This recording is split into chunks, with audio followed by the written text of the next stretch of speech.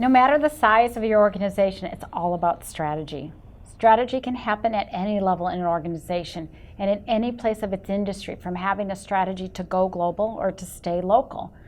It begins to go global, or you have to make very intentional decisions. For example, when I was in the software industry, we marketed biomedical equipment software to hospitals, and we knew there were so many hospitals in the US. And after that market was saturated, we made a decision to go global, but we decided to go by English-speaking markets to the hospitals around the world. And that was our strategy. And then we found out, we got into joint venturing, we did some licensing agreements. So my question to you about strategy at the corporate level, how do you know when to make those decisions to go global, to stay local, to grow, to divest, or just to stay status quo? That's a very difficult question, Jackie, and that's an excellent question. First of all, let me define what the corporate strategy is and what is business strategy, just briefly for the sake of our argument. Corporate strategy is applied to the big companies who are investing in different businesses. And these businesses could be related or unrelated to each other. We have some examples to share. But if you only have a single business, corporate strategy is not applied to you. You just focus on your strategy, business strategy. And we talk about business strategy in the prior videos, talking about, are you focused on your broad differentiation, best cost differentiation, and all those, the 5 items that we mentioned.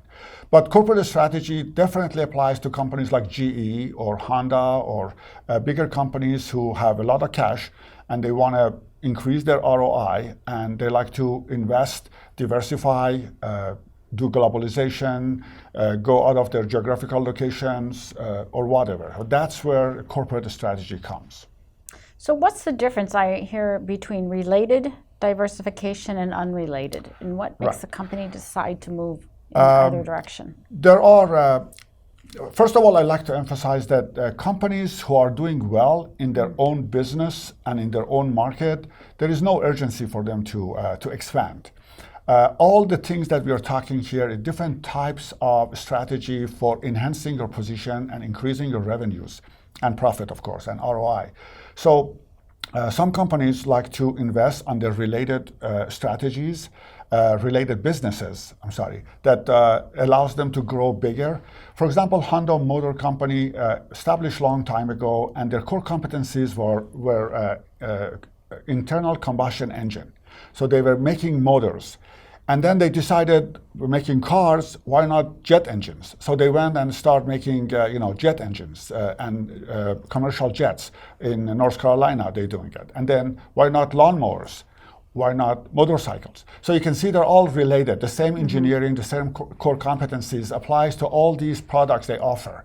On the other side of the equation, you can look at the GE. GE had a lot of cash and they wanted to expand, and they went totally to unrelated businesses, from NBC broadcasting to nuclear power plants to GE appliances to GE jet engines. So you could see that they spend the money and invest on companies and different products which have nothing to do with each other, and they cannot use economies of scope, meaning that using the same expertise toward all these products, because every business is totally in a different industry. Right.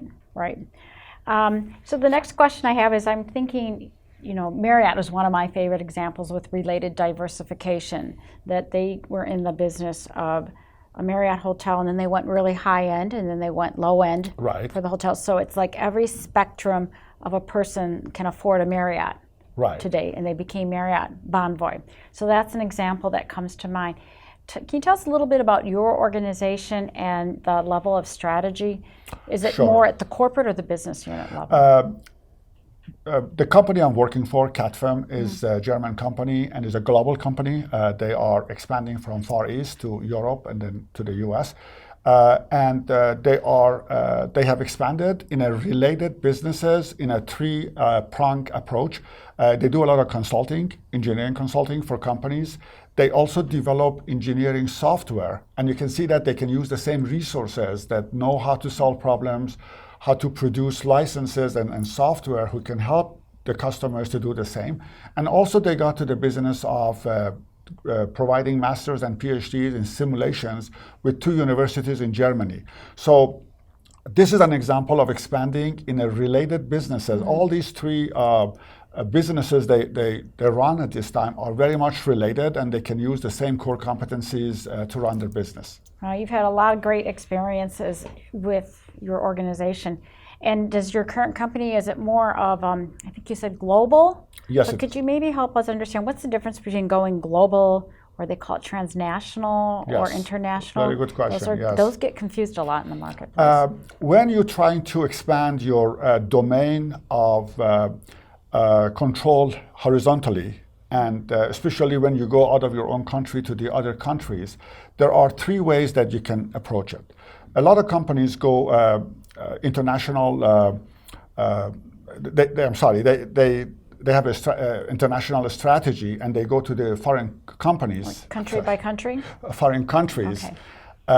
And they customize their products for that market. So even though they produce something in the US, for example, when they go to China, it changes. One example I can give you is McDonald's. Mm-hmm. McDonald's in India offers a lot of vegetarian food because the people in India are more vegetarian and they don't eat beef. And they have to change their menus to customize toward that culture. That's called basically a customization approach in the foreign markets. Some companies keep everything as standards. It's very cost effective for them because they produce it once and they sell it all over the world the way it is and is acceptable. But most companies do something in the middle. It's a hybrid. Mm-hmm. And that's what we call them a globalization. Is a global and localization combined, or transnational company, as you mentioned. The 2 terms apply. A lot of car companies, when they go to Europe or to China, they have to change their design slightly to customize it for the crash requirements that country applies. For example, the crash requirements in China and Europe and the US are 3 different things. If you want to sell your car in Europe, you have to customize it for that market. You can see a lot of diesel, GM and Ford in Europe, but you don't see many diesels in the US. That's another example that you keep the base car the same, but you customize it for that market. That's transnational. So let me ask you a question that I always think about a lot. Everybody gets on the internet today. Most companies have a website. Because you have a website and you're on the internet today, does that automatically mean you're an international company? No, you're not. You're not. The best you can do probably is you're producing something in the US market and you just export it to the other countries. That's the low end of globalization. As you know, we have exporting, which is the very low end. You have no control, you just export. And then you have franchising, you have alliance that you can make with local companies. Or there are different level of globalization. But even the companies who have presence in 1 or 2 countries, you cannot call them true global companies. They're just multinational companies. No, I appreciate knowing that. Well, thank you. Yes, ma'am.